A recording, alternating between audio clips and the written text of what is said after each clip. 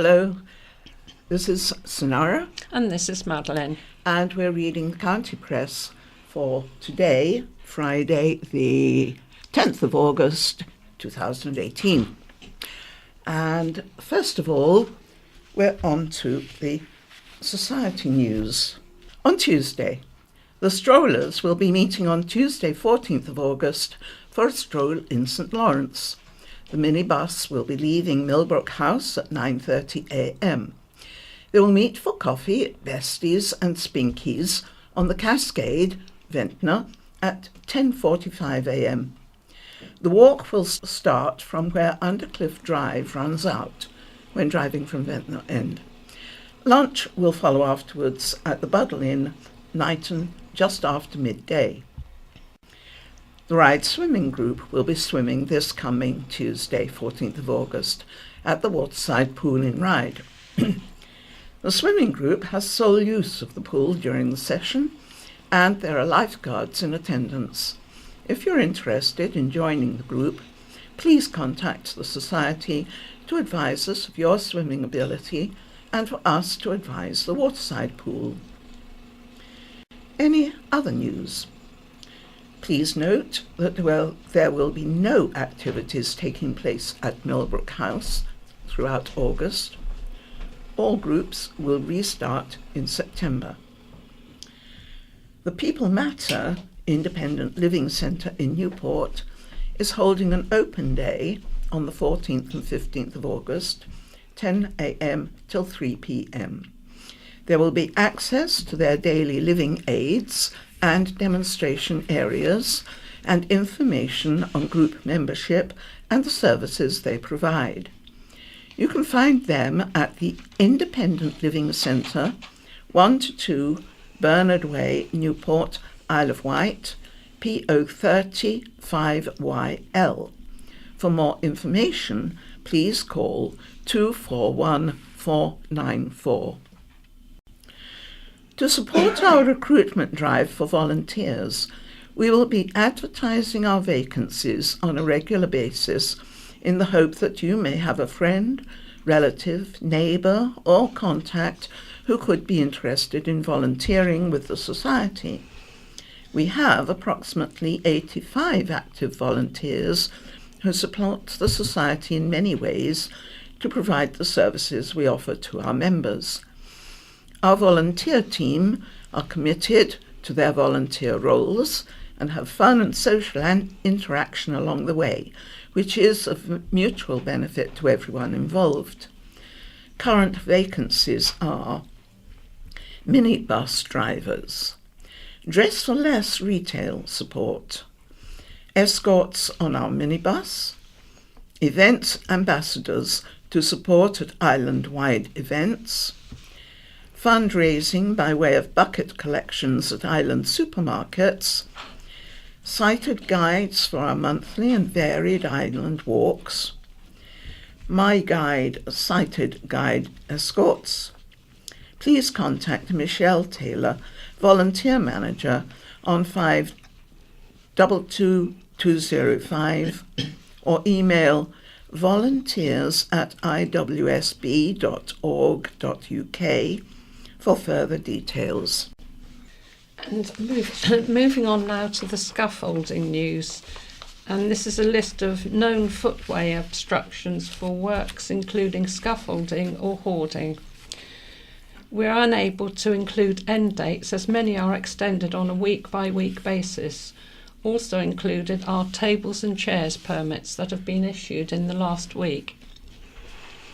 In the Bay and Ventnor area, there is currently scaffolding at Premier Inn 1-9 Esplanade Sandown, 11A and 11B St John's Road Sandown, the Toymaster 103 High Street Sandown.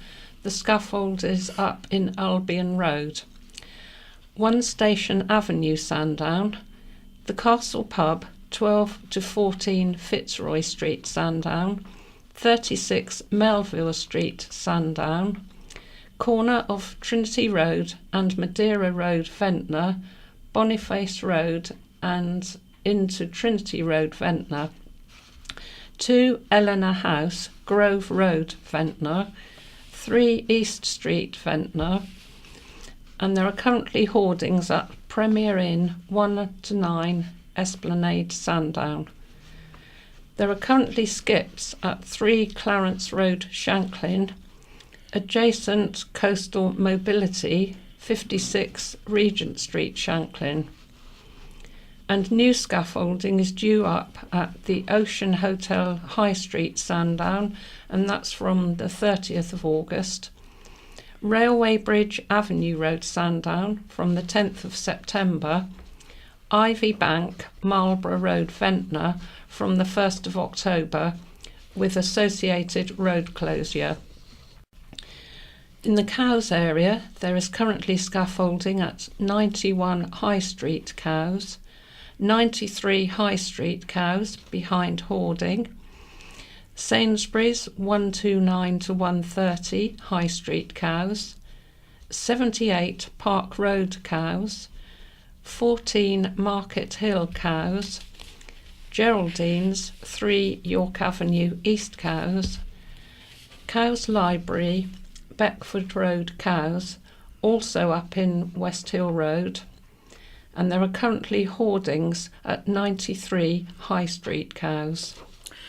In the Newport area, there is currently scaffolding at 18 Lugley Street, Newport, 46 to 48 Lugley Street, Newport, Domino's in St James's Street, Newport, Unit 2, 32 to 39 High Street, Newport, now only up at the rear of the shop in St Thomas's Square, Hurst and Son, Lugley Street, Newport, scaffolding is up in Lugley Street and Holyrood Street, Age UK, 145 High Street, Newport, 114 Pyle Street, Newport, 82 to 86 Carisbrooke High Street, Newport, 87 Castle Road, Newport, scaffolding up in Clarendon Street. There is currently a cherry picker at 79 to 81 Pyle Street, Newport. In the Ryde area, there is currently scaffolding at Boots, 170 High Street, Newport, Hills Court in the High Street and Newport Street, Ryde, 18 George Street, Ryde, 73 George Street, Ryde, 23 St John's Road, Ryde. New scaffolding is due up at 137A High Street, Ryde, from the 21st of August. New skips are due at 33 High Street, Bembridge, from the 20th of August, 32 Foreland Road, Bembridge, from the 21st of August. A new crane is due at 19 Albert Street, Ryde, from the 2nd of September. And in the West Wight area, there is currently scaffolding at Jojo's, School Green Road, Freshwater. There are currently skips at Christmas Cottage, Gyers Road, Freshwater, 10 Heathfield Close, Freshwater, Flat A, Bourne House, Church Hill, Totland. This week's In Touch. In Touch in this week's episode, 3 authors. Paola Peretti's debut novel, The Distance Between Me and the Cherry Tree, is based on her own struggle with sight loss. The work is coloured by this impending life-altering change in perspective, and literary perspective is very much what this episode is about. We talked to Paola how her diagnosis affects her work, and to the crime novelist Mark Hardy about how he addresses the knotty, detailed references of the crime fiction genre, having lost his sight more than a decade ago. And the biographer Paddy Briggs joins the conversation to talk about his perspective on visual impairment. Paddy is not visually impaired, but the subject of his latest work is. He's written a book about the racehorse owner and pensions expert Alan Pickering, look where you're going. So how does Paddy address sight as a subject? And how does he avoid the pitfalls of talking about a disability he doesn't have? And this is presented by Peter Wight and produced by Kevin Core. And on to the county press and the headlines. First, floaty fiasco. Second, tractor destroyed in field blaze. And the floaty fiasco. The blighted floating bridge has failed yet again on the busiest week of the year, and there are fears it could be out of action for tonight's, Friday, end of regatta fireworks display after suffering a mechanical fault yesterday. On Wednesday, the bridge was halted for hours after it ran aground, stranding passengers and foot passengers on both sides of the River Medina. As the county press went to press yesterday, Isle of Wight Council bosses called an emergency meeting to draw up contingency plans after the bridge failed again, this time due to a faulty ramp. East Cowes Mayor, Councillor Peter Lloyd, branded the bridge's latest setback an absolute shambles. He said the council was supposed to be running an extended service for Cowes Week, and for 2 days we've had problems. Earlier this month, the council's cabinet member for transport, Councillor Ian Ward, declared, "Lindy Cowes Week 2018 is a chance to showcase our island and attract visitors to our shores. It is, therefore, important that we are able to provide people with a good floating bridge service during this period. The bridge is used by thousands of visitors to both Cowes and East Cowes for the traditional end of regatta fireworks, prompting fears the spectacular display could be a commercial flop. The bridge has been beset by problems since its launch in May last year, with numerous breakdowns and grounding. Cars have been unable to disembark without colliding with ramps, and passengers have had to be rescued by crew wading across the water since the £3.7 million vessel came into service. Cowes Councillor Laura P.C. Wilcox said, "It's a complete catastrophe. It's a catastrophe for Cowes. I can't think of anything worse. Again, it's going to affect all the businesses. They keep trying to put it down to driver error, but I don't think that is the case. We keep being promised that it will be sorted, and we keep on moaning about it, and it's exhausting. If an emergency meeting took place, why was I not invited as the local member? I've got more experience with the floating bridge than most people. I'm just mortified this is happening during this week." And there's more to continue. East Cowes Councillor Earl Love said he hoped emergency plans had been put in place to transport visitors across the river. He said, "If it's out of action, it would be a complete and utter disaster. If this does happen tomorrow night, it will be a complete disaster for the whole island and the reputation of the community and business." He added, "We were promised it was all together. We've had nothing but promises and empty words." East Cowes resident Tina Emery said, "We just don't go to Cowes anymore. We used to go quite regularly. We'd go with the kids or to walk the dog, but now we just don't go.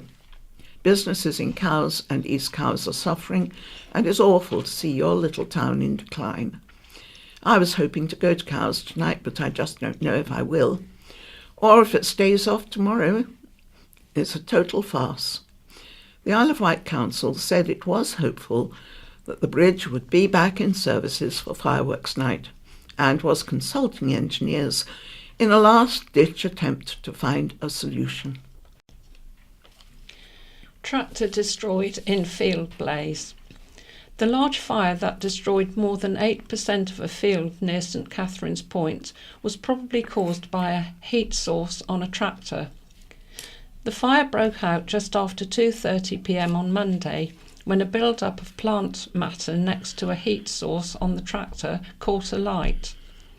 David Mears, South and East Wight Ranger for the National Trust, said the area of the fire was about 0.87 hectares, which is 8.5% of the total field area. The equivalent of 15 large hay bales have been lost to the fire. The hay is used to feed the cattle in the winter. A resident said they were haymaking in the field. The grass was cut a couple of days before and all the lines were ready for baling. Residents and onlookers reported loud bangs near the start of the fire, and many believed the tractor had exploded. One onlooker told the county press, "Explosions were heard about 2:30 p.m, and a thick plume of black smoke was seen over the treetops." David explained the tyres on the four wheels burst due to the air expansion in them from the heat of the fire, causing the bangs that were heard. Firefighters from Newport, Ventnor and Shanklin tackled the blaze for more than 2 hours and had successfully put it out by 5:30 p.m. And in the general news, scam calls offer care to elderly. Fake care services are being offered by telephone callers posing as Isle of Wight Council staff, Trading Standards has warned. An elderly woman was targeted this week by a caller whose name appeared as Council on her mobile phone.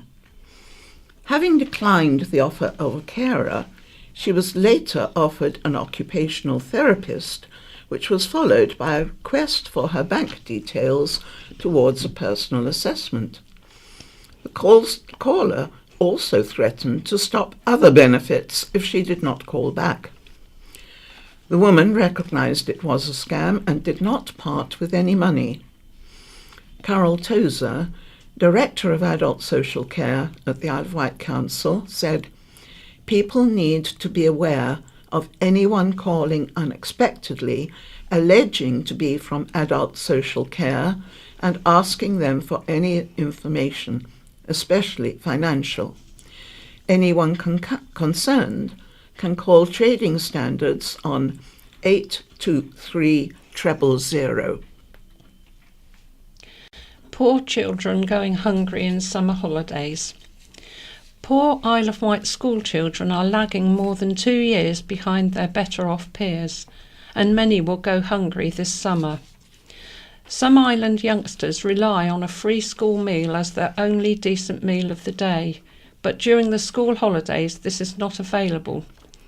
Figures published by End Child Poverty show 7,629 Isle of Wight children live below the poverty line, and the Office of National Statistics points to more than 6,500 households on the island currently being out of work. In its annual report on the academic attainment gap between children who receive free school meals and those who do not, the Education Policy Institute said the disadvantage gap on the island was 27.2 months, smaller than last year's 29 months, but still the worst in the country. It means by the time poorer children leave secondary school, they have fallen more than 2 years behind in development and attainment. Based on current trends, the report concluded the disadvantage gap nationally would take more than 100 years to close. Peter Shreve, Joint Secretary of the Isle of Wight branch of the National Education Union, NEU, said the reasons were complex, but the government's austerity agenda had not helped. It is disappointing, yet not totally unsurprising. Those on free school meals have failed to achieve results closer to those who are socio-economically better off. Austerity has impacted on all aspects of education, From the pressure on special educational needs to the news schools are expected to fund 1% of a teacher pay rise from their strained budgets. Mr. Shreve said low-income families and those living in poverty also faced further misery during the summer due to holiday hunger. Mr. Shreve said, "For a significant number, it means acute financial stress, hunger and malnourishment due to the absence of free school meals. The government says it is taking measures to close the attainment gap and support disadvantaged children, but the scale of child poverty nationally and locally suggests they are insufficient. We are not decreasing the numbers of vulnerable children living in poverty." Isle of Wight Food Bank manager Hannah King said, "Last summer we supported 781 extra adults and children over the 6-week summer holiday. We are expecting to be just as busy this year. We work with some primary schools, health visitors and children's centres, but despite stocking up and distributing an average of 4 tonnes of food per month, we cannot deliver to all those who need it." Helmet warning by badly injured biker. A motorcycle crash casualty has issued a stark warning to other island riders after his helmet came off during a collision with a van. Matty Ward, manager of Evolution Gym in Ryde, suffered a fractured skull, collapsed nose, a broken clavicle, a broken rib, and needed more than 20 stitches in his face. His helmet came off because the buckle on the chin strap was not done up properly, a mistake he said he will never make again. To other riders on the island, I would say, always wear protection and double-check your helmet buckle, Matty said.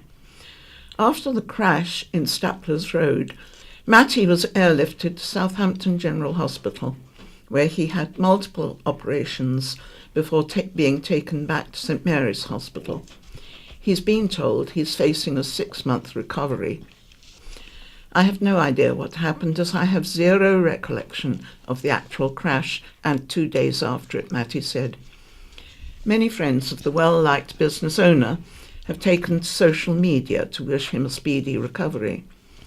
Matty's brother Richard has taken over running the gym while Matty recovers, so it will not have to close its doors. Matty is still in a lot of pain with the extensive head trauma and remains in St Mary's for treatment a fortnight after the accident. Watermill on the market for £2.3 million.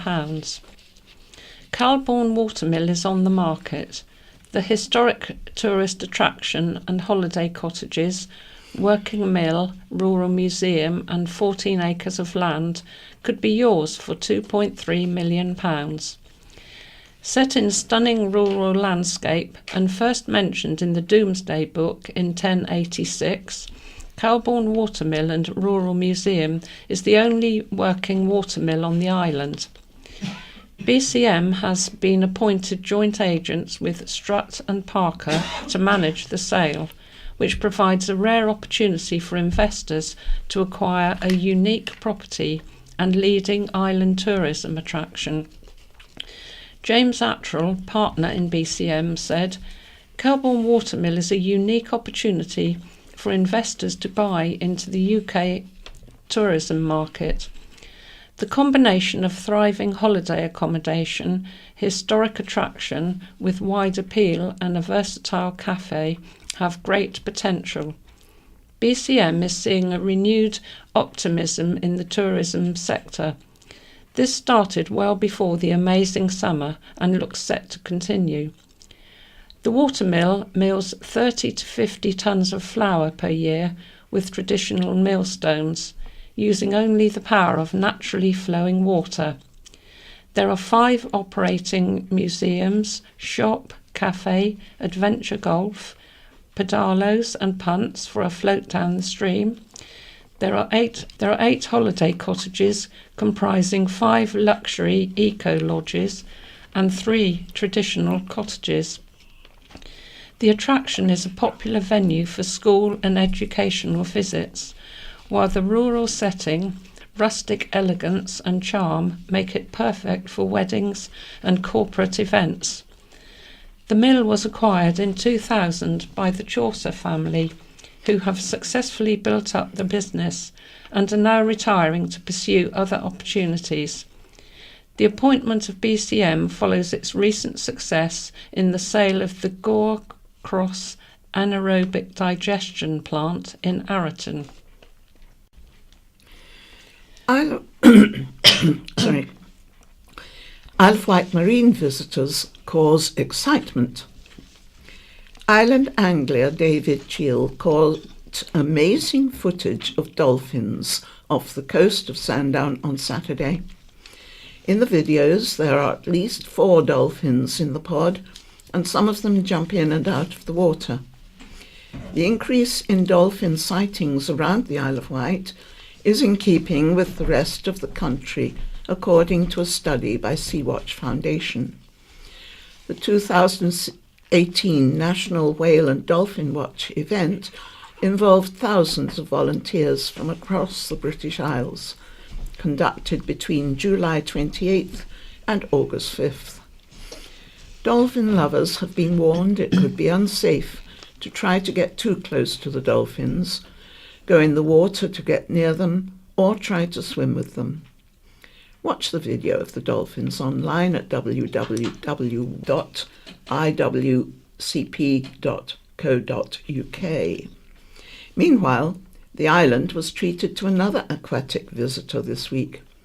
It's an unusual sight, even for those who live by the sea, to see a seal basking on the rocks. This one has been at its chosen South Wight location for a few days. It's thought to be resting following the stormy seas of the previous weekend. Signs have been posted up to make people aware of its natural behaviour. People are advised not to let dogs or children get too close, as although these wild animals look docile, they can be unpredictable, and their bite can result in a dangerous infection. Crisco gets billed for overhanging poles. It's no laughing matter. When Island funny man Crisco, the magician, received a bill for a scaffolding licence, he thought Island Roads was trying to conjure funds out of thin air. Crisco, otherwise known as Chris Cox, 74, was hoping to do maintenance work on his 1836 home in John Street, Ryde. He had scaffolding put up in the grounds of his listed 3-storey home, but 2 of the poles overhung the road at the rear of the property into Newport Street. As if by magic, a bill for £42 a week, a licence requirement levied by Island Roads, appeared because the poles were hanging over the highway. Chris's career has spanned more than 66 years, and he has worked with comedian Freddie Starr, Queen and The Who. He said, "We are re-rendering the building in its original colour. The whole thing is being done from top to bottom. The base of the scaffolding is completely on private property. The 2 poles, I understand, are jutting out, one by 2 or 3 inches and one by less than 18 inches. It is just going over the pavement at the rear of the property. It seems Island Roads are just charging us for using fresh air. It's not unsafe." A spokesman for Island Roads said, "The law requires any scaffolding on or over the highway to be licensed. This is to ensure the scaffolding poses no risk to those using the roads or pavement beneath. As long as scaffolding structure overhangs the highway or footway, even by a small distance, there is a risk of items falling from it onto the road and footway below. There can also be a risk, particularly on narrow roads such as Newport Street, of being struck by high-sided vehicles. The licensing process, which mirrors national guidance, merely seeks to minimise that risk in the interest of all roads and footway users." There is a small cost for this licence, which covers administration and subsequent inspections. The process has been in place for many years and is accepted by all those working in the industry, including the company that has followed the process in erecting the scaffolding in this instance. One armed man's 80-mile-an-hour car chase. A banned one-armed driver has been jailed for 11 months by a judge following 2 high-speed chases with police within the space of a month. Joseph Baker, 24, of Park Road, Ryde, admitted driving at speeds of up to 80 miles an hour in one of the pursuits in Newport on June 17th and another which happened on July 15th in Ryde. Baker, said by his barrister to have committed driving offences because he wanted to prove he could do what an able-bodied person could do, admitted dangerous driving, driving while disqualified, failing to surrender, and driving without insurance when he appeared at the Isle of Wight Crown Court on Tuesday. The court was told at around 9 p.m. on June 17th, officers in an unmarked vehicle were travelling in Furlongs, Newport, when they spotted a Ford Focus, which had a defective brake light. Officers followed the vehicle, which was in a 20-mile-an-hour zone, but the vehicle began to speed up, making officers believe the driver was trying to get away, said Tim Compton, prosecuting. The car sped at 60 miles an hour in a 40-mile-an-hour limit before performing a U-turn, and officers turned on their blue lights and sirens to continue the pursuit. Baker's vehicle went through a red light, and police estimated his speed at between 60 miles an hour and 80 miles an hour.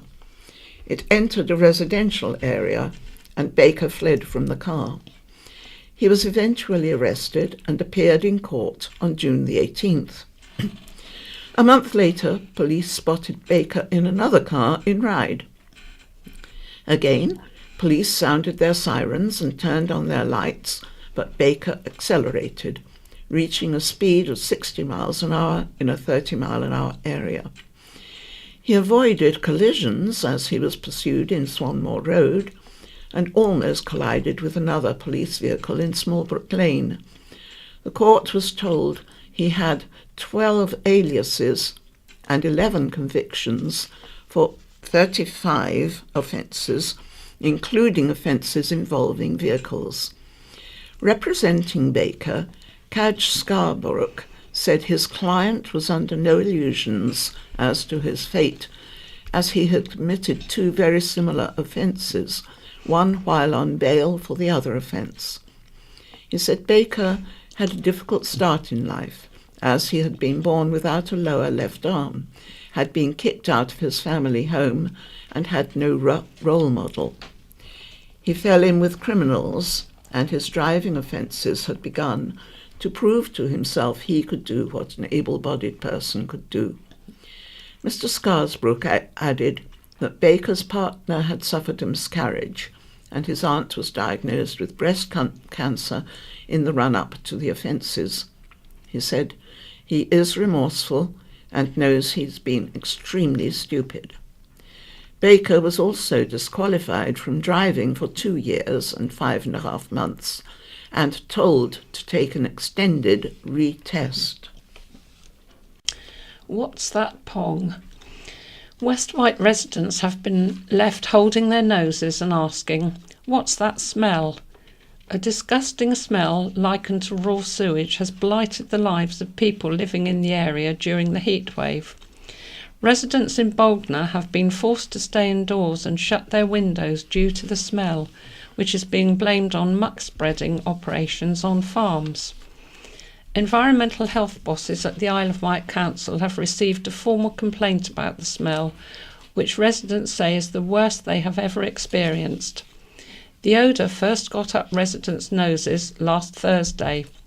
One Bognor resident, who did not want to be named, said, It is an annual thing, but this year it has got to a stage where it has become unbearable to be outside. Residents from Port LaSalle, Boldner, all confirmed they had never smelled anything like the odour before. Sheila Davis said, "It's most unpleasant. It's been so hot and you can't go outside in it or open the windows. If it was a one-off, then fine, but it's been going on for days." Edwin Jones added, "It's been awful. I am familiar with farming and it doesn't smell like normal manure." Danny Ryan said, "We came back from Wales a week ago and opened the doors and windows, and we were immediately hit with this terrible smell. We have had to light perfumed candles throughout the house and keep doors and windows shut in this heat." Dave Ellis added, "I've had my grandchildren visiting and they hated it. I appreciate we are in the country, but we have lived here for 12 years and have never smelled anything like this before. It's lasted so long, it's been awful." Sylvia Hilton said, "It's permeated the whole area. You can smell it in Boldner, in Yarmouth and beyond." The Isle of Wight Council member for West Wight, Councillor Stuart Hutchinson, said both he and his wife had remarked about the smell on Wednesday. He said, "I think probably most people recognise this is the kind of thing that happens every year in the West Wight. It is a nasty smell, but it is not a health hazard. It is one of the problems of living in the country."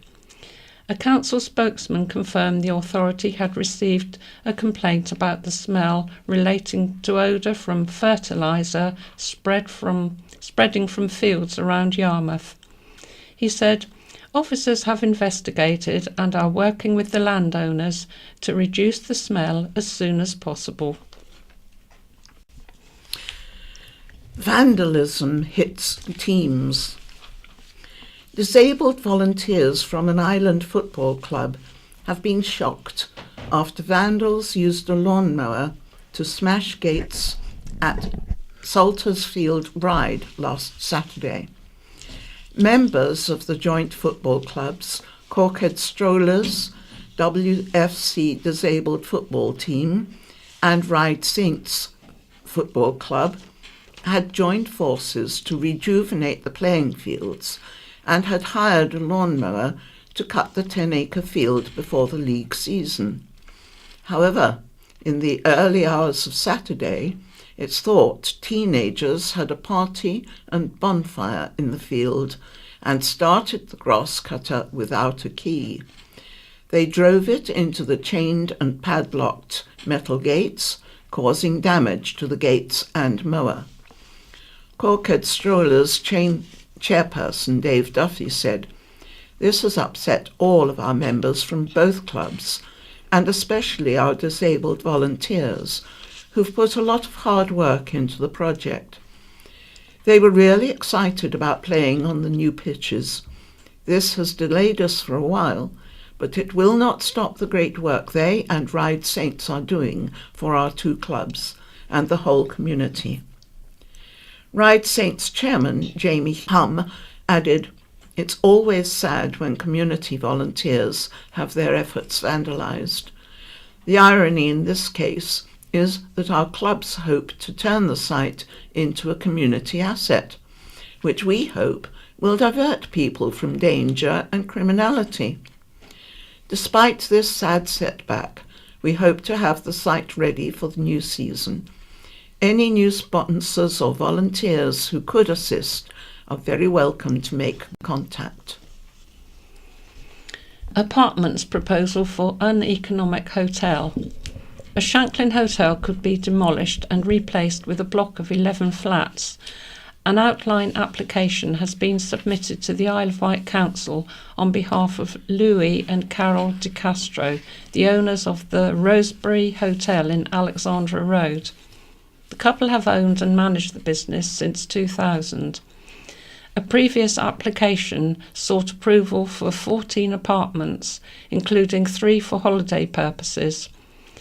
However, limited space and a cramped appearance meant these proposals were withdrawn in December 2017.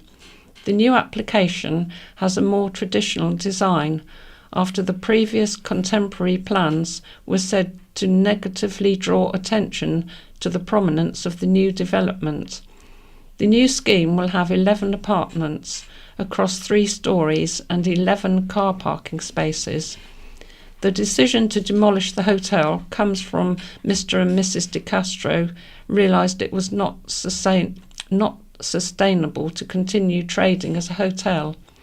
The application said the surrounding area was saturated with hotels in similar situations. 12 out of 20 rooms in the hotel are no longer suitable as guest accommodation, and the remaining 8 are seriously questionable. The Rosebery Hotel was dependent on school parties, relying on them for trade for 14 weeks of the year. However, this market is now dwindling. The hotel has been on the market for 6 years, originally advertised at £675,000, but reduced to £595,000. An offer was made for £545,000, however, this never materialised. Unable to sell the hotel, the couple decided to redevelop the site for residential purposes. The application states, "The crux of the issue is the Rosebery Hotel has restricted and substandard accommodation, which does not meet modern visitor expectations. Comments can be made on the application until next Friday, August the 17th. School in deal to repay £2.7 million.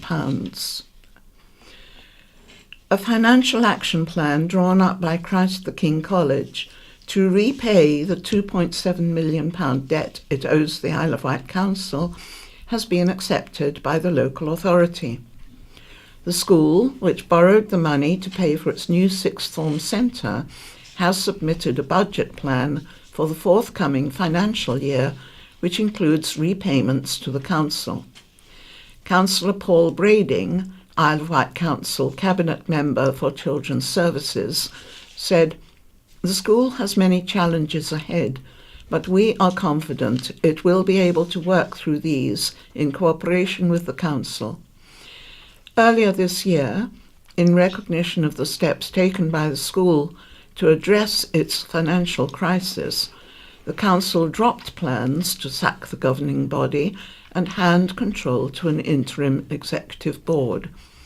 It welcomed the appointment of a new executive head teacher, Matt Quinn, following the departure of former Principal Pat Goodhead, her Vice Principal husband David Goodhead, and Chair of Governors David Lissitor. However, the future of Christ the King's Sixth Form Centre and how the school will find £650,000 a year to continue hiring the building from the company that owns it remains unclear. The school said previously it was committed to providing sixth form education, but Children's Services Director Steve Crocker said the building could be seized if the school failed to make the lease payments. He said the sixth form could be incorporated into the main building, merged with another school's sixth form, or axed altogether. Safety Group's donation. An island safety organisation, which is now disbanded, has donated more than £4,500 of its remaining funds to help keep the Hampshire and Isle of Wight air ambulance flying. The Isle of Wight Health and Safety Group protected workers' rights for 44 years and decided a cheque for £4,533 should be given to the air ambulance. Former chairman Roger Kevan said, "The majority of our members felt it made sense to donate our remaining funds to the air ambulance because the charity's critical care teams responded to serious accidents at work, and their intervention can make the difference between life and death." The Isle of Wight Health and Safety Group was established in 1974 when fatal injuries at work numbered around 650 per year. Since then, great strides have been made, and in 2016-17, just 137 died because of an accident at work. Over its 44-year history, the group's greatest achievement was being chosen as the best of the best in 2015 in the Alan Butler Awards for Safety Groups in the UK. Lifesavers get a royal visitor. Several island organisations were visited by Her Royal Highness the Princess Royal on Monday. Princess Anne was accompanied by her husband, Vice Admiral Sir Tim Lawrence, and the island's Lord Lieutenant Major General Sir Martin Wight. The Princess officially opened the newly refurbished National Coastwatch Institution's Needles Station, where she presented awards to watchkeepers and presented station manager Tony Stables with the Queen's Award for Voluntary Service. She then visited the Hampshire and Isle of Wight Wildlife Trust's Nature Reserve at Boldner Forest near Yarmouth, where she met participants of the Trust's weekly woodland therapy sessions and met the woodland apprentices, who helped deliver essential conservation on the island while gaining valuable experience and learning traditional skills such as coppicing and hurdle making.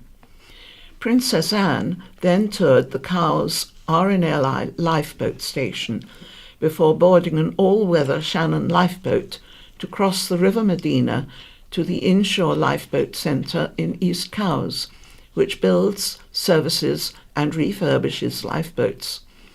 There she officially opened a new visitor centre. On signing the address book, Princess Anne revealed that she wouldn't put her email address for a very good reason. She doesn't have one. That evening, the royal couple attended a reception at the Royal London Yacht Club and had dinner at the Royal Yacht Squadron before spending Tuesday on the island enjoying Cowes Week. Beating the Bounds revived. An historic tradition is being revived over the August bank holiday weekend by Newport Parish Council. Members are set to beat the bounds between August the 25th and 27th and are asking residents to come along and take part. Beating the bounds involves walking parish boundaries to establish ownership, and it dates from when people did not have easy access to maps and needed to pass on knowledge to future generations. The route is around 28 miles long and will be split into 3 stages: 12 miles on the Saturday, 8 miles on the Sunday and the Monday. The last time this was done was by the former Newport Borough Council, which was abolished in 1974, with the last mayor, Alderman Bert Chalmers, leading the walk over the 1973 bank holiday. This year, the walk will be led by the current parish council chair, Councillor Jeff Brodie, accompanied by other council members to mark the 10th anniversary of the council. Councillor Brodie said, "I am a keen historian, particularly of the town I have made my home for the last 26 years, and this historic tradition just seemed ripe for reviving in our anniversary year. I am also a keen, though not tremendously fit walker, and we want to make this a weekend as enjoyable as possible, so no one should feel deterred from participating. Everyone is very welcome to participate, including people under 14, if accompanied by an adult.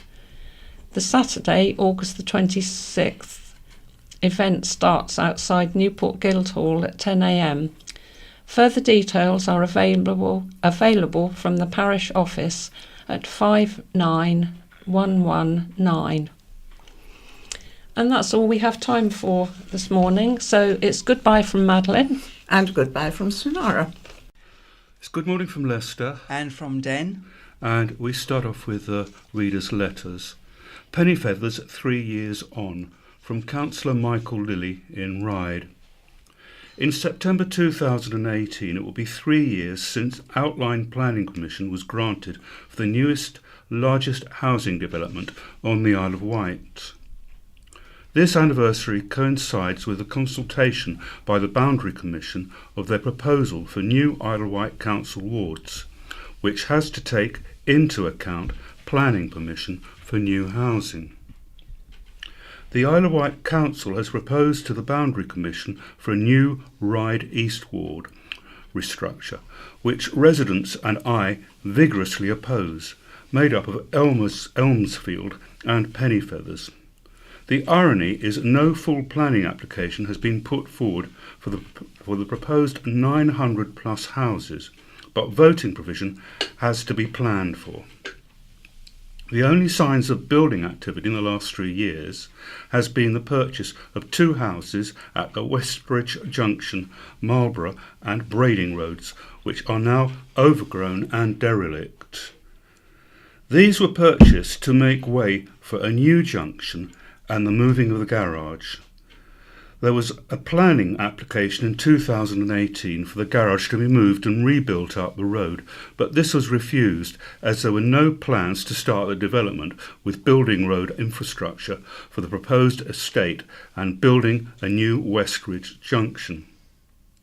It's since gone all quiet on the western, or correctly eastern, Ryde front. Isle of Wight Council has coincidentally been active in carrying out a review of the island plan, which enabled the Pennyfeathers idea to blossom. It's also carrying out a new housing needs assessment and is developing new affordable and social housing strategy. The indications are smaller housing schemes are the preferred option in the future. It can be surmised if Pennyfeathers had applied in September 2018, it will be refused under new thinking. In the meantime, Ryde East community and the residents closest to the site just oversee a stretch of green, pinkish elephant land and derelict houses, which will soon have ghost voting rights. I will endeavour to raise questions and get living and existing Ryde East voters heard. And this question, wise decision from Rob Faulkner, former head of pupil services. After more than 20 years providing off-school site alternative provision for youngsters who struggle in mainstream schools, Wise closed its doors for the last time on Friday, July the 20th. The workshop initiative in support of education started life in a garage, which served as a workshop at Cowes Youth Club more than 20 years ago. It was started by John Wright, Principal Education Welfare Officer, to provide an alternative to exclusion from school for youngsters who found school a challenge, and it was known as the workshop. John was keen youngsters remained engaged with education and recognised they needed extra support sometimes. It closed briefly in 2002 while a more suitable site was found, as there were health and safety concerns at the garage. In the same year, it reopened on Forest Road in a building adjacent to the Education Department storage facility. This was a brief stay as the council had earmarked the sale of the site, which is now owned by Sydenham's. Councillor Jill Wareham was supportive in securing a new venue as part of the sale. The workshop moved to its current site on Dodnor Industrial Estate in 2004-05, and Wise was born and its remit extended, offering youngsters the opportunity to complete practical motor vehicle studies, woodwork, art and ceramics. They could take City and Guild exams, no longer in favour alongside GCSEs, and have a cup of tea at break with the staff. Demand for places grew and a second workshop was opened in Sandown, as well as the acquisition of an overgrown allotment in Gunville. Although there was some scepticism amongst allotment holders, they were quickly won over by the hard work of the students, and the allotment project won a White Link award. Financial difficulties led eventually to the Sandown workshop and the allotment project closing. But the workshop seemed secure until recently.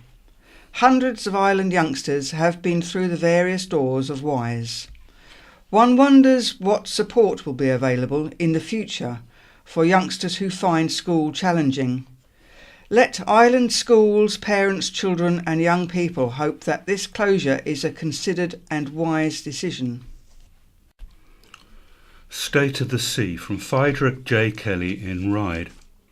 In my view, Catherine James ought not to have indulged in the sophism of complacent flippancy about the beach and sea in the County Press Weekender 270718. For more than 2 decades, Japanese seaweed has been suffocating indigenous weed, so litter pickers wading to bag that for garden fertilisers would help. Chinese cockle pickers should not be taking those too small to be edible, and as the sea is now 90% more acidic, shellfish are unable to form shells and are dying out. If you feel sticky coming out of the sea, that is because you are coated in 1,000 people's suntan oil, which in the tideless Mediterranean has suffocated the ecosystem entirely, and soon will here. Sharks come through the Gulf Stream to mate and are usually off their food, nature's way of protecting young from cannibalism. But macho fishermen ought not to be catching them, despite releasing them, as I believe that is to be illegal. I believe sharks are a protected endangered species. The only sport shark is a mako one, which is a shame, as it is a beautiful animal and the fastest fish in the ocean. The state of our sea is no joke, and anyone willing to address it seriously surely is heroic, because if the sea dies, humanity dies. And on Bob Montgomery, a letter from Marilyn Montgomery. I would like to correct several inaccuracies in the inquest report last week on the death of my husband Robert, who died from cancer in April this year, following exposure to Agent Orange when he was serving with the US Army in Vietnam. Bob joined the Army at the age of 18 in 1966 and served as a foot soldier in Vietnam for 12 months between 1967 and 68. At no point did he spray Agent Orange from helicopters, as stated. My husband was a quiet gentleman and did not like to discuss to all and sundry what happened in Vietnam. He would have been mortified to read that statement, which made his service sound like an episode of MASH. He had nothing to do with the spraying. Yes, I said during the inquest Bob was in a helicopter for a short time doing surveillance, and believe me, he hated that job. And Agent Orange was sprayed from machines on helicopters, but he was a gunner and this was not from his helicopter. Bob's exposure to Agent Orange was due to him traipsing on foot through the jungle where this stuff was sprayed, as did countless other soldiers at this time. Thousands of them have gone on to contract cancer, as have their children. As many others, he was proud to serve, but not proud of some of the things that were done, which can now be said for most soldiers then and now.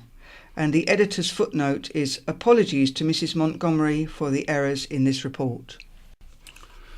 Chequers proposals, and this is from Nicholas Finney in Godshill. It seems a conflict of loyalty is troubling many Conservative officers and MPs. It is asserted the grassroots Conservative members and the supporters regard the Chequers proposals as a gross betrayal of the vote to leave the EU and a personal betrayal of the PM of her own widely applauded Lancaster House speech. I agree, but it seems many constituency chairmen are counter-claiming they have received very few complaints. Either they're not consulting or they have failed to represent reality, perhaps because they are fearful that if Theresa May is removed, this may precipitate an election which they will lose. The Isle of Wight voted by some margin, 62%, in favour of leaving the EU. The figure may have been higher amongst Conservative supporters. The longer the PM is allowed by her party machine to peddle the dishonest Chequers deal, the more likely the Conservative HQ is to find itself facing a revolt among loyalist party members. Bob Seeley, our MP, needs to be clear about his condemnation of the Chequers proposals. His considerable majority could vanish like snowflakes in a hot tub if an election sees the Isle of Wight public in a sullen and angry mood. Seeley and Brexit from Ian Mackay, Totland Bay. I do not believe for 1 second our MP, Bob Seeley, is supportive of Brexit, despite this being the wish of the overwhelming majority of Ireland voters. Firstly, he failed to appear at any of the public meetings held to debate the issue in 2016. Secondly, hiding behind parliamentary privilege, he accused the pro-Brexit think tank Legatum of being in the pay of the Kremlin, despite the fact his allegations related to shareholder meetings held well over a decade ago. Thirdly, he recently accused pro-Brexit investment companies of acting improperly by legally hiring research companies for exit polls and manipulating markets. Finally, he has recently tweeted the finances of pro-Brexit supporter Aaron Banks be investigated. You put all these together and you could very easily conclude that this is a man A, obsessed with Russia, and B, committed to undermining the UK's withdrawal from the European Union. And this is one of 4 letters published about last week's front page news story, and it's from Richard Wilson in Newport. I'm disappointed with at least the last 3 front pages of the county press. It has now reached the point, after many years, I'm buying the paper less and less. Do you really need to lower your standards to the gutter press level of sensationalising pictures of violence? This kind of coverage should be left to the inside pages, if you need to print it at all. To have those images on your paper for our dwindling tourist industry just creates a poor image of our island. I understand violence exists, but you shouldn't give the perpetrators the luxury of an exclusive front page. And then I turn to the next page, page 2, and there's even more. Please make the bad stuff a pull-out so I can throw that in the recycling bin. It would seem that since you have been taken over, you have let standards slip. And the editor's footnote to this: as a newspaper, we print the news. Last week we judged the violent assault to be the strongest news story of the week. That is why it was on the front page. Yes, it was shocking, but that is what made it news. However, there was also plenty of other stories in the newspaper supporting the island, such as the UK's top ice cream parlour being in Ventnor, plus coverage of all the island's shows and carnivals and events this week. Happy outcome from Rosemary Mackenzie, Freshwater Bay. My brother John is autistic and lives at Saxonbury, Freshwater. He is 75 years of age, and for a while now he has been developing cataracts in both eyes, so his vision has been very poor.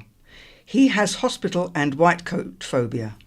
Despite this, on July the 17th, he had a very successful eye operation, and I would like to thank everyone in the eye department at St Mary's Hospital who worked so hard to help him and to enable him to see. It has made a great difference to his life. I would like to thank Steve Reynolds, the learning disability nurse who liaised with the hospital and Saxonbury and gave great advice. He was a great support. Also a big thank you to you all at Saxonbury. Kelly, Lauren and Stacey worked both before and after the operation to ensure its success. All staff at Saxonbury have encouraged John through the process and are, like me, very pleased with this outcome. John is smiling and happy now. He can look at his books and watch TV. And now we move on to the looking back section, starting with 100 years ago, and this is August the 10th, 1918. The annual rally of Island Boy Scouts and Girl Guides at Carisbrooke Castle was a great success. The rain did not dampen the large numbers that carried out the programme of sports and display of works in the presence of Princess Beatrice, President of the Island Association of Boy Scouts. And another bit of news from that day. A motor worker who was visiting the island after 11 years in the army disappeared while bathing in Sandown. There was no cry for help, but his body washed up 20 minutes after beachgoers started looking for him. 75 years ago, August the 7th, 1943. Some 250 Island Army cadets enjoyed their first annual camp at Woodside House, Wootton. The boys enjoyed games, training and activities in the sun. The county press reported they were already bronzed and looking very fit and happy. Southern Vectus bus drivers won 69 of the 1,901 awards in the safe driving competition. The Royal Society for the Prevention of Accidents gave the awards for prolonged periods of accident-free driving. 7 drivers received the Bronze Award for 5 years, 6 the Silver Medal for 6 years, and 20 the Second Bar for 7 years of accident-free driving. And 50 years ago, August the 3rd, 1968, the Queen visited Cowes Week for the first time. The Duke of Edinburgh joined the fun on the Royal Yacht Britannia and competed in his Flying 15 cowslip. The Queen's schedule did not include joining in the sailing, but she visited a throng of spectators along the parade. And 2 US Air Force Phantom jets that had fought in the Second World War blasted off from the 9,000-foot runway in Alconbury, Huntingdonshire, and flew towards the island where they were watched by locals. 25 years ago, August the 6th, 1993. A firm that wanted to build a 30 million tunnel link beneath the Solent between Gosport and Ryde unveiled its initial blueprint for development. Winchester-based Linkland Limited remained convinced its innovative 4,700-metre underwater tunnel was technically feasible and would only take 18 months to develop. A fare of £10 was envisaged, and the size of the tunnel would have only allowed cars, vans and minibuses. Animal rights campaigners and shopkeepers who had to put up posters claiming they were misled into believing that a tourist circus had no animals. A member of Wight Watch for Animals said she had seen a bear in a cage. The ringmaster denied there was a bear, but a county press reporter saw a Canadian brown bear paraded round the ring the next day. And 10 years ago, August the 8th, 2008, the island's school test results for 11-year-olds were the second worst in the country, when just 48% of pupils achieved level 4 or above in SATs. It placed the island 149th out of 150 local authorities in England, with only the City of London achieving lower. And a brave young woman from Shanklin, whose father had planned to watch her do a parachute jump in aid of Mountbatten, made the decision to go ahead with the jump just 4 days after his funeral. Carrying a picture of her father, Paul, who died aged 53 at the hospice, Kylie McDermott competed the skydive. This section, Island Roads Are Different. Brian Greening's looks back at the history of the island's roads and contemplates what might happen if only island-born residents were allowed to hold driving licences here. Today, whenever I approach the Coppins Bridge roundabout, I quietly curse the people who designed it rather than construct a flyover that could have followed the overhead route taken by the trains on leaving Newport years ago. Such a scheme would have taken traffic out to Shide and alleviated much of today's daily bottlenecks. However, perhaps I should also point the finger at successive Isle of Wight councils, which several times in the past 125 years have refused to approve a bridge across the River Medina that would remove from our local dictionary those 2 swear words, floating bridge. Lack of foresight and the spending of money appears through the years to have been a local disease passed down from our ancestors. Delving back into the archives, I discovered an article of a time before 1900 when money was spent on purchasing a steamroller to improve our island roads. It came in for serious criticism, especially from 62 residents of Freshwater, including Alfred Lord Tennyson, and 40 residents in Yarmouth High Street, who signed a petition against what they called this steam-belching monster. Their complaints included the damage being caused to drains, the structural damage to houses, and that local lanes were not of sufficient width. There were objections too, in the smoke and smells and it being detrimental to the natural attractiveness of Yarmouth as a resident town and seaside resort. In addition, people had been unable to sleep, horses had been startled and cyclists inconvenienced. It must be said there had been similar objections too when the bicycle was first seen speeding past horses and carts. The minutes of a country council meeting in 1901 told of a time when there were only 20 cars on the island. A suggestion had been sent by Berkshire County Council to all local authorities suggesting 3 things. 1. That all cars should display a number. 2. That they should be registered. And 3. That they should stop when signalled to do so. One councillor supported the idea, stating when out in his pony and trap, a car had passed him at speed, so close that it had made contact with his horse's legs. Had it had a number as identification, he could have reported the driver. There were, however, a few councillors who were among those handful of car owners, and they described such a suggestion as being grandmotherly. Indeed, they felt soon there might be a recommendation seeking the government to tax cars, whatever next.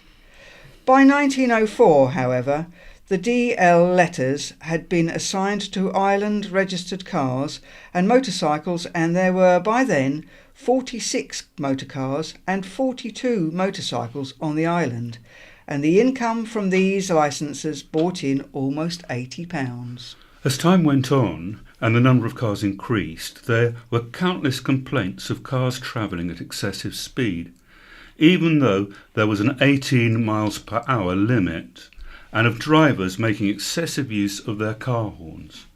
There followed a bit of a truce until around 1924, when the next thing to be complained of was smoking on buses. This discussion stemmed from a fatality at Nuneaton at that time, when 7 people were burnt to death when the driver of a bus asked for a spare can of petrol to be passed through to him, something made difficult due to the overcrowding. A lighted cigarette was thought to have contributed to the accident. Ladies too complained of their dresses being burnt by careless cigarette smokers. This made me recall my journey to work each morning in the 1950s on overcrowded Southern Vectis buses, when smokers were made to sit upstairs, making the poor bus conductor wade through an atmosphere with 3-foot visibility to collect his fares. The discussion then naturally moved on to the overcrowding, and Councillor Blake stated most people knew buses were seriously overcrowded. And when asked by a colleague what he termed as being overcrowded, he stated a number of up to 76 persons.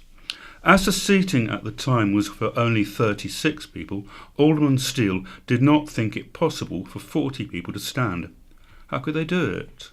A voice from across the council chambers was heard to say, "By getting on the roof." The bus and car owners had been listening to all this criticism, however, and decided to fight back. It was a practice at the time to start vehicles using a starting handle. This often led to engines kicking back, and a Mr. Heel of Fairley Road was reported to have broken his wrist while trying to start his delivery van using this method. These accidents continued for several years, and in 1927 it was reported Leslie Whittington, a young taxi driver, had, after dropping off a fare in Staplers, tried to start his own vehicle while it was in gear, and he was pinned against a wall, resulting in a broken leg. Even bus drivers were not immune to such injuries. Mr. R. Davis of Cowes broke his arm when trying to crank his employer's vehicle. It can be seen from all these reports, they demonstrate something we have always known, that we islanders are slow to adapt to change.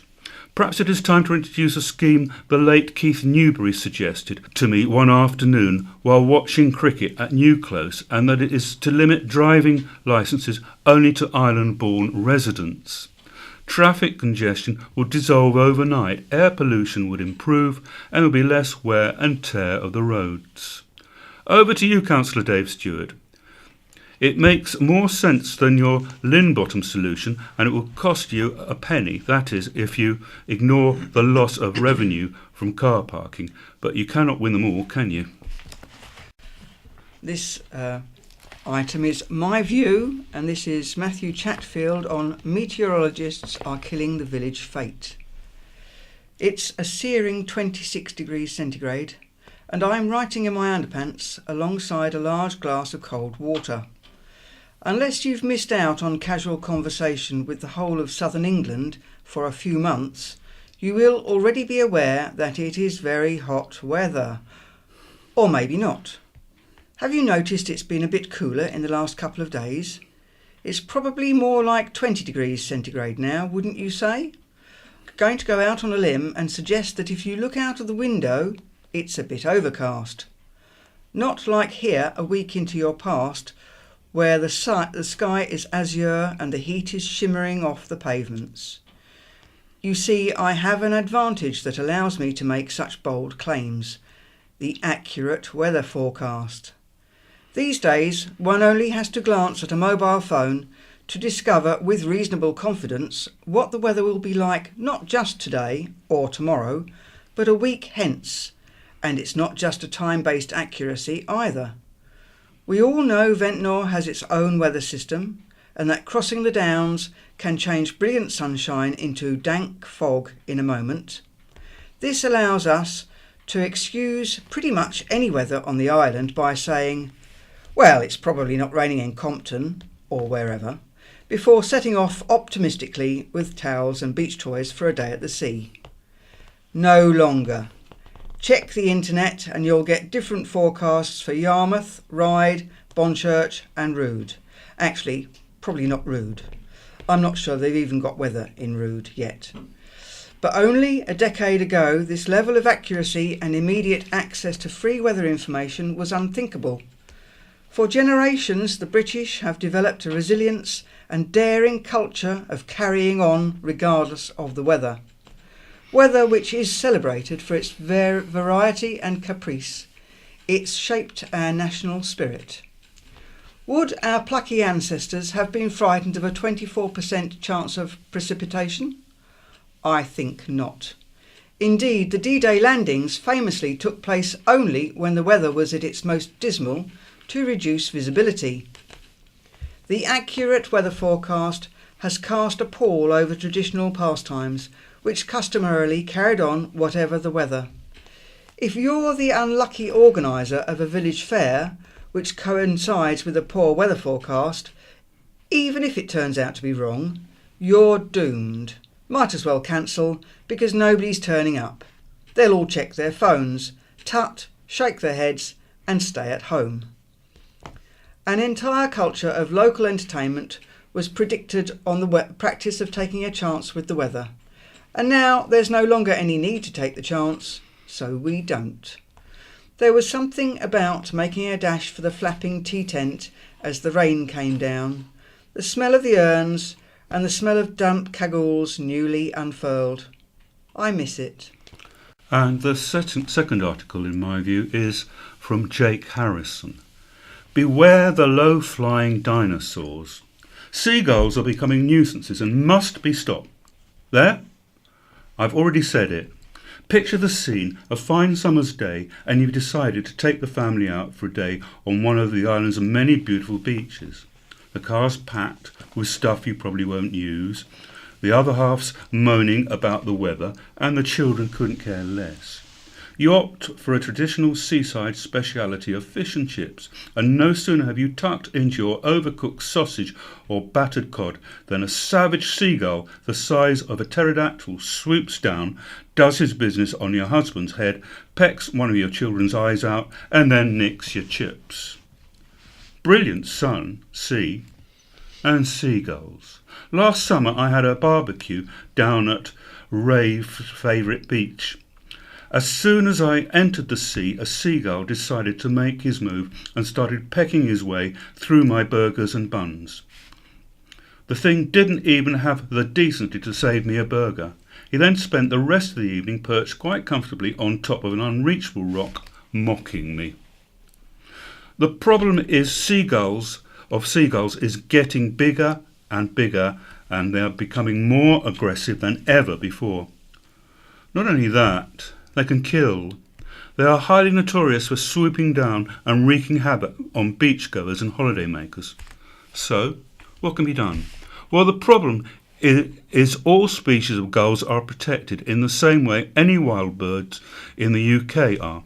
An attack on any seagull falls foul of the Wildlife and Countryside Act 1981, which covers England and Wales, according to the RSPB. It says, if any person intentionally kills, injures or takes any wild bird, he shall be guilty of an offence. I have read that if convicted of cruelty against a seagull, an offender could be fined up to £5,000 and jailed for up to 6 months. This means if you stupidly decide to equip yourself with a fully loaded shotgun on your next visit to the seaside, you could be expected to spend the rest of the afternoon behind bars, covered in a lot of bird blood and excrement.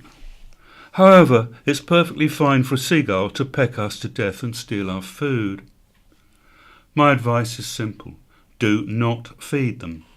The more we feed them, the bigger they become. If you foolishly decide to ignore my advice, don't be surprised if, after a long day of topping up your tan, you return to the car park and are unable to locate your Ford Zafira. The chances are a seagull has swooped down and flown off with it. This is Behind the News, a lasting memorial to the Romanovs. There is a corner of an East Cowes field that is now forever Russian.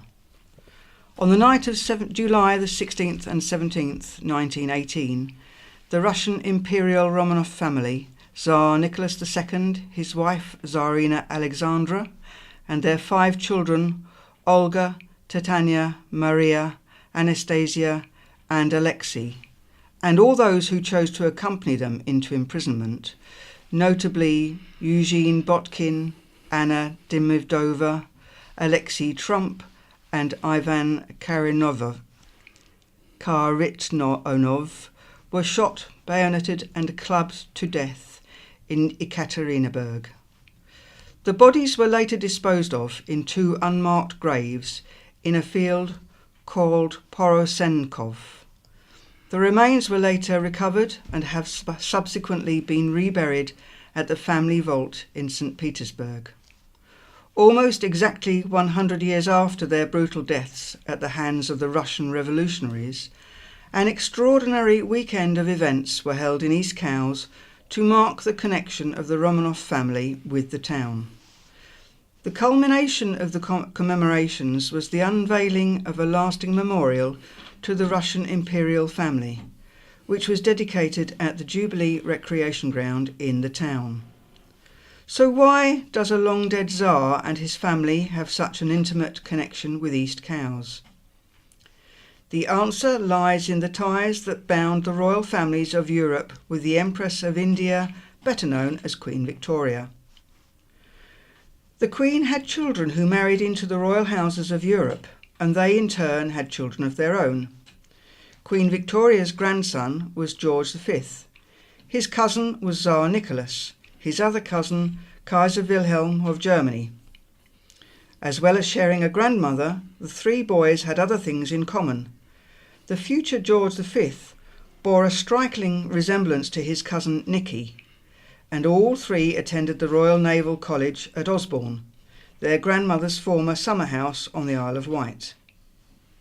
The Tsar must have enjoyed his time on the island, because years later in 1909 he again visited the island, this time with his wife and young family. They came to Cowes Week before visiting Osborne House, St Mildred's Church and Barton Manor, where they had afternoon tea with King Edward VII and the British royal family. Just 9 years later, the family and their servants were murdered on the orders of Lenin. He did not want the family to become a rallying point for the anti-revolutionary forces. Sadly, the family had requested asylum in Britain, but they were refused. The political climate was just too volatile. With the ending of the Cold War, it has become possible in Russia to talk about and even to revere the Romanov family once again. Fast forward to July this year, and East Cowes resident David Hill, who worked tirelessly to bring together the Grand Duchess Elizabeth Romanov Society, who paid for the memorial East Cowes Town Council, East Cowes Heritage Centre, St Mildred's Church and Barton Manor. Events included the unveiling of a bronze relief memorial in East Cowes in memory of the Romanovs and their time spent on the island, an exhibition of artefacts and artworks brought to the island by the Grand Duchess Romanov Society on loan from the Russian State Imperial Archive, and a service of Thanksgiving at St Mildred's Church with bishops from the Russian Orthodox Church and the Russian Orthodox Choir. East Cowes councillor Carl Love said, "David Hill is the inspiration behind this exciting project, which has the potential to generate international recognition of the connection between the British and Russian royal families and, in so doing, brings our town into world focus, creating much needed pride in our town and its people." More than 300 people, including many island residents, as well as pilgrims from other parts of England and Scotland, Russia, Australia, America, France, Germany and Belarus, attended the unveiling of the new memorial. The ceremony was attended by the Mayor of East Cowes, Councillor Peter Lloyd, a representative of the Russian ambassador to Britain, members of the Romanov family, as well as members of the Grand Duchess Elizabeth Society, based in the UK. Councillor Lloyd said, "It is a wonderful opportunity for East Cowes to benefit from its past royal connections and visitors to the town and Osborne House. I would like to thank David for his hard work and dedication to this project." Next item is What's On. Action on hearing loss will be at Ryde Methodist Church, Garfield Road, from 10 a.m. to 11:30 a.m. next Friday, August the 17th, for their monthly drop-in and coffee morning. Go for advice, batteries, cleaning and retubing of NHS hearing aids. No appointment is necessary. For more information, call 629 533. And all the following events are at iLeisure Arts Music Comedy at Smedina Theatre in Fairley Road, Newport PO302DX, and the telephone number is 823 880. On Friday the 31st August at 6 p.m. is The Little Mix. Tickets for this £16. And on Friday the 21st of September at 7:30, with tickets £19, is UK Blondie. And then on Friday the 28th of September at 7:30 p.m, Lee Mead 10 Years, and tickets for this cost £23. On Friday the 5th of October at 8 p.m, tickets £18.50, The Best of Bowie. On Monday the 8th of October at 7:30 p.m, tickets £20, an audience with Kate Humble. On Wednesday the 10th of October at 7:30, tickets £20, and you have to be over 14 for this, Chris Ramsey Live 2018. And as I said, the telephone number for this is 823 880. The Carisbrook and West Street Diabetes Support Group meets at the Women's Institute premises on Carisbrook Road, Newport, on Thursday between 2:30 and 4:30 p.m. Newport Scrabble Club meets in the Conservative Club, Pyle Street, every Tuesday, 6:45 for a 7 p.m. start. All abilities are welcome and your first 4 evenings are free of charge. The Elephant Club, a free group activity designed to exercise the memory muscles, takes place in the garden room of All Saints Church, Gurnard, on Thursday from 2 p.m. to 4 p.m. Tea, coffee, biscuits and friendly faces will welcome you. The Jazz Cafe with the Jim Thorne Trio on Friday the 24th of August start at 7:30 p.m. Tickets are £5. The best talented jazz performers take turns to perform with the wonderful Jim Thorne Trio. Food is available on the night, and please call 01983 822 490 to book a table. Food is served from 5:30 p.m. and tickets are available. And 2 items here. First of all, the Vavara Mags in concert. There will be a retiring collection in aid of Newport Minster where it's being held, and that is on Saturday, August the 18th from 7 p.m. And also Human Rights Tapestry will be displayed at Newport Minster during August, and that's run by Amnesty International. Calling all fossil hunters. Walking with dinosaurs could be one of the highlights of your summer. Residents and visitors are invited to join in one of Dinosaurs Isle's guided fossil walks and take home their own dinosaur discovery. The attraction is running guided walks throughout the summer at sites of known paleontological and geological interest on the island.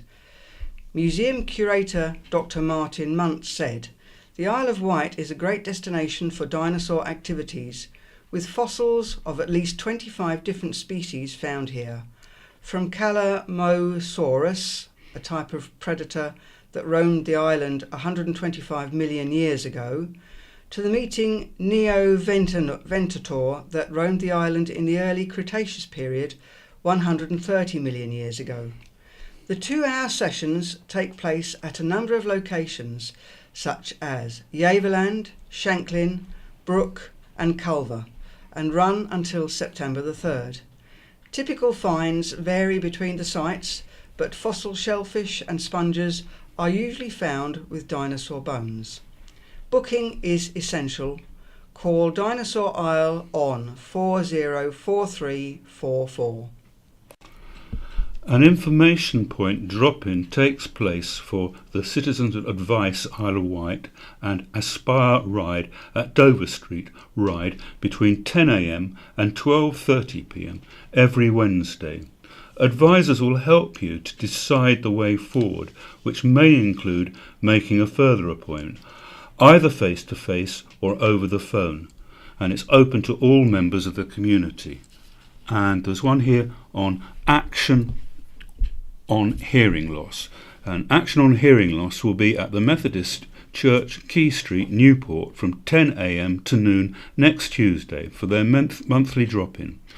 Come along for advice, batteries cleaning and retubing of NHS hearing aids. No appointments necessary for this, and for more details phone 529 533. So that's all from us this morning. That's goodbye from me, Den. And goodbye from Lester. This is the BBC. This is In Touch, the magazine programme for people like me who are blind or partially sighted.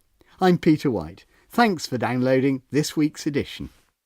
Good evening. Tonight, my guests are 3 authors. They all have a book published this year, and this being In Touch, all the books have a connection with blindness, you won't be surprised to know. One is a fictional account of losing your sight. It's about a child, but informed by the author's own experience. One is the biography of a blind man the sighted author admires. And one is a dark crime novel which has nothing to do with blindness except that its author is blind and only started writing after he lost his sight. I want to explore with you all the connections and the differences between the books. Paola Peretti, first of all, can you give us a quick thumbnail sketch of your book, The Distance Between Me and the Cherry Tree? The book is about a 9-year-old girl, Mafalda, who finds out that she suffers from a rare disease and that she will lose her sight in 1 year or 6 months. She is very scared, but she is also a very creative girl. So my book is inspired by an Italian novel written by Italo Calvino, The Baron in the Tree.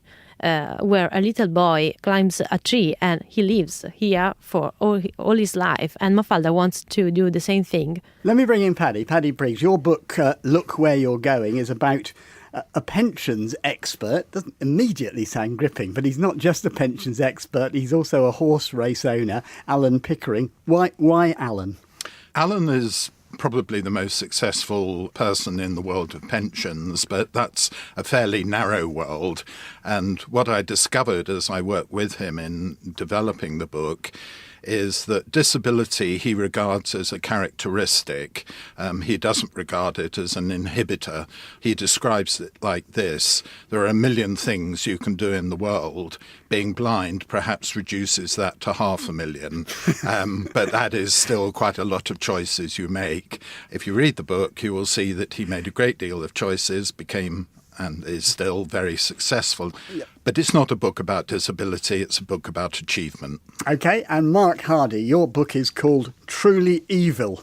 What draws you to nasty people doing nasty things? Perhaps I'm just a nasty person myself. I'm sure you're not. and just remind us where it's set. It's set in Southend in Essex, and it's Truly Evil's the second in what is turning out to be a trilogy about the same two detectives. Right, well, we'll talk about that and how that might develop a bit later on. Let me come back to Paula. You have Stargardt disease, which is what the little girl you write about has. And you're likely to lose more sight, I think, over the years. You've said that yourself. How much is this book fiction and how much is it your story with a twist, or what your story might have been, maybe? This book is fiction because I'm not Mafalda. I wasn't so young when I discovered to suffer from the disease. But Mafalda is a part of my soul, of my story. So there's a part of reality. What's the significance of the cherry tree in the title? The cherry tree represents a place of fantasy, imagination, and also dreams, but also memories.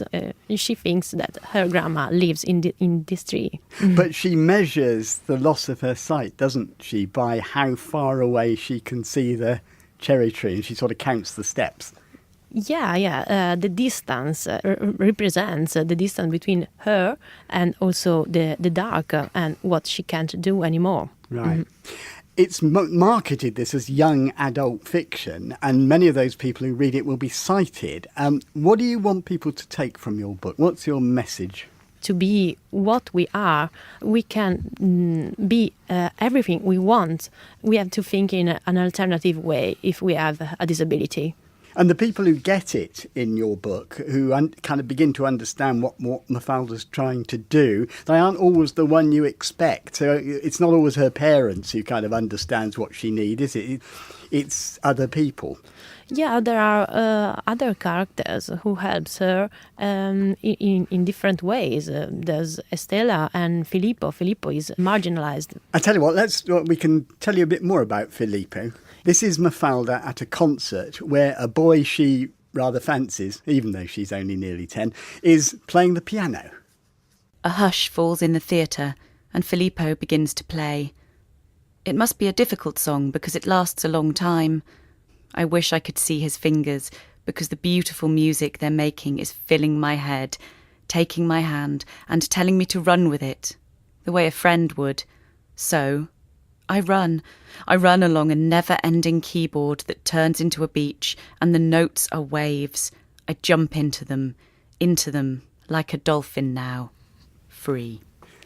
So this is Filippo, who's really he's seen as a bad boy, as you said, marginalised, but he actually plays the piano like an angel, and he seems to know what Mafalda wants, the help she wants, doesn't he?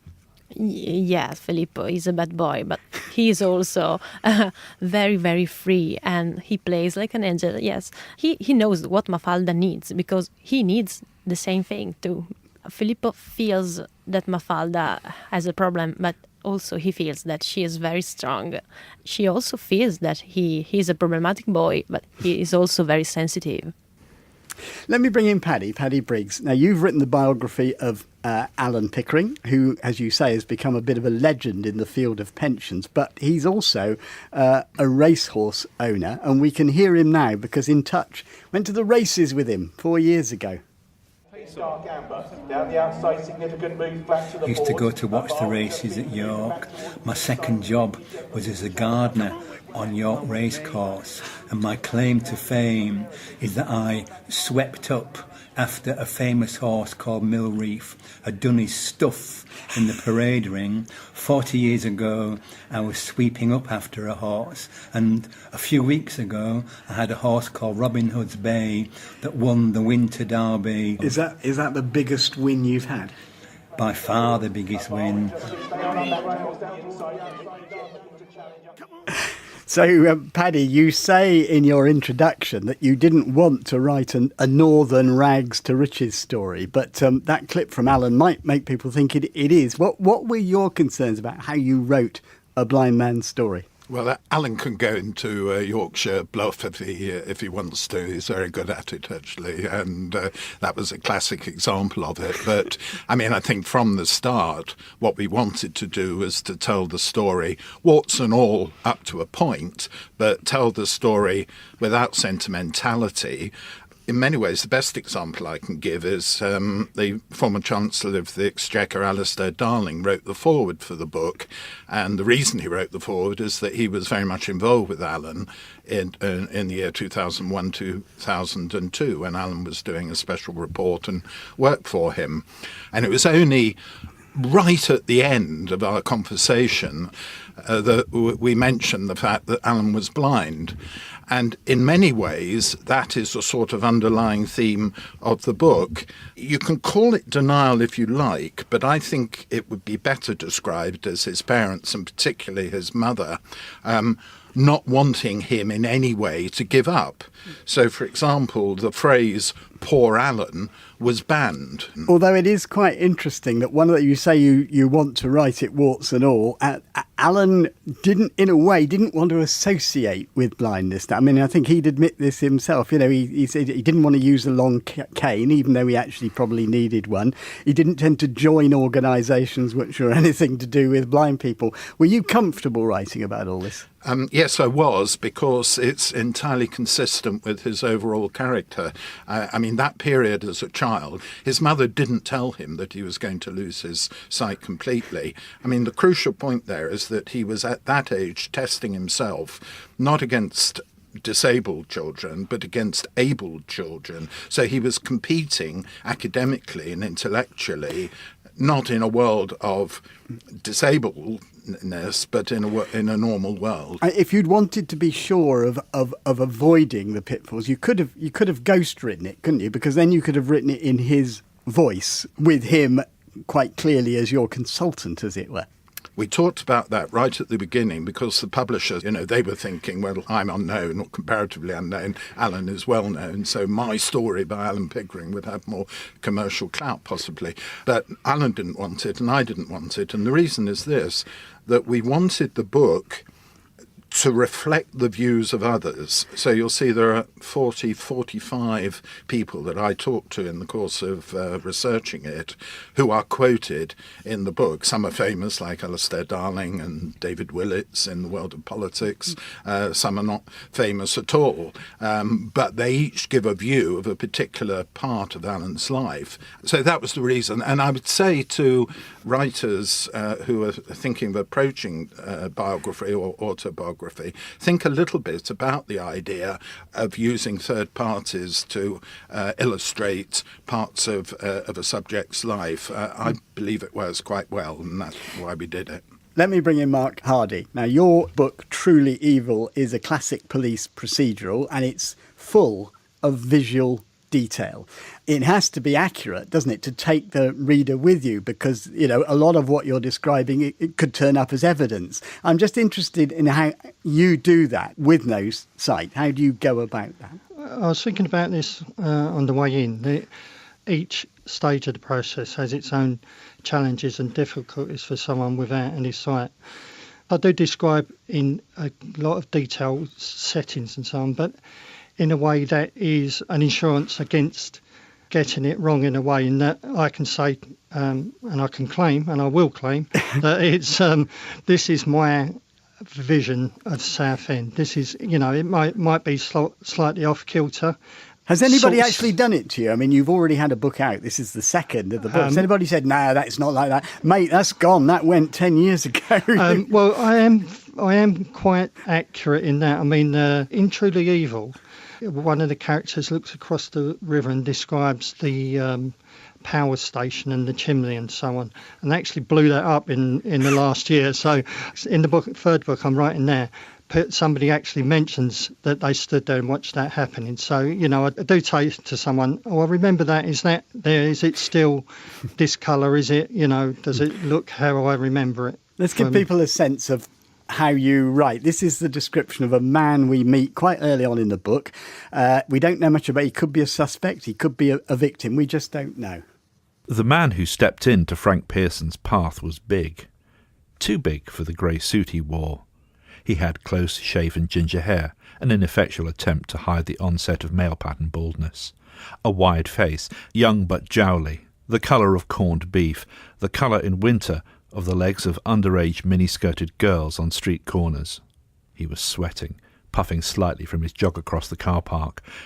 Moving from foot to foot, he settled himself in place, an immovable object, holding one wrist with the other hand, cocking his head to one side and slightly backwards, the classic hard man pose.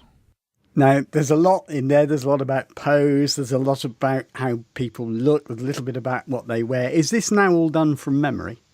It is. I haven't seen now. I haven't had sight for 16 years, so everything is dredged up from memory, and I sort of mix what I remember with scenes from films and so on. So when I write, I almost it's like I'm either watching a film or I'm sitting in that particular scene. If there's an interrogation scene, I like to think that I'm sitting in that room with the people, and I like to move in and out of what they're thinking all the time. So you get each reaction to the other and trying to guess what they're thinking. And I suppose I always imagine if you're a policeman interrogating someone, you're looking at body language, you're looking at, what does that movement mean? Are they hiding something? Is there to use the well-known expression, is there a tell, What led you to writing after you lost your sight? Because that is really quite unusual for, people, after they lose their sight, they might write their autobiography, they might write what the experience, as we've heard here. But why writing? Obviously, when I was at school, I wrote and I was interested in creative stuff and music. And then, as with everyone, life takes over you and you go down a different path. And when I lost my sight, I was actually running a very competitive computer consultancy, and it was doing very well. So I had a good job that I really enjoyed, and I was, making quite good living out of it. And then that suddenly stopped. So I was looking around for a challenge. I first started off doing an open university course. I started off doing history because it's something that I'd always enjoyed. But having done that, I was dissatisfied, and I thought, well, I'd like to do some creative writing, and I was lucky enough that I found a very good tutor on the course. So it sort of drew me out, and I thought I'll have a go at this, and then I was getting good feedback from it, and I thought actually I'm doing quite well at this. People are saying that they enjoy it, and I can write well, and also I suppose it's something that takes you out of your situation. Let me just go back to parallel, because I just wondered, Mark talking about that, given your situation where you know there's a risk of you losing your sight, have you thought about writing from the position that Mark is now in? My disease is getting worse. Now I'm in trouble when I write, so I think that when I will lose completely the sight, maybe someone can help me. There are a lot of technology that can help people with this problem. I think I will write more and more. And Mark, just to switch the question the other way around, are you interested at all in writing about blindness? This is the chance for a blind detective, possibly. First of all, I think my books are informed by my blindness. The first one, Burned and Broken, is about how people see the world and see each other in that one of the main characters there is got mental health issues, so she sees the world in a totally different way. Truly Evil is about the overarching theme probably is identity. And I think as you lose your sight, in a lot of ways you lose your identity. Not only do you lose seeing other people and understanding them, you lose the identity. You can't reinforce that vision of seeing yourself in the mirror all the time. The third one I'm writing at the moment is about trauma and what you're like before a trauma and what you're like after a trauma. You're kind of making a journey in a way, aren't you?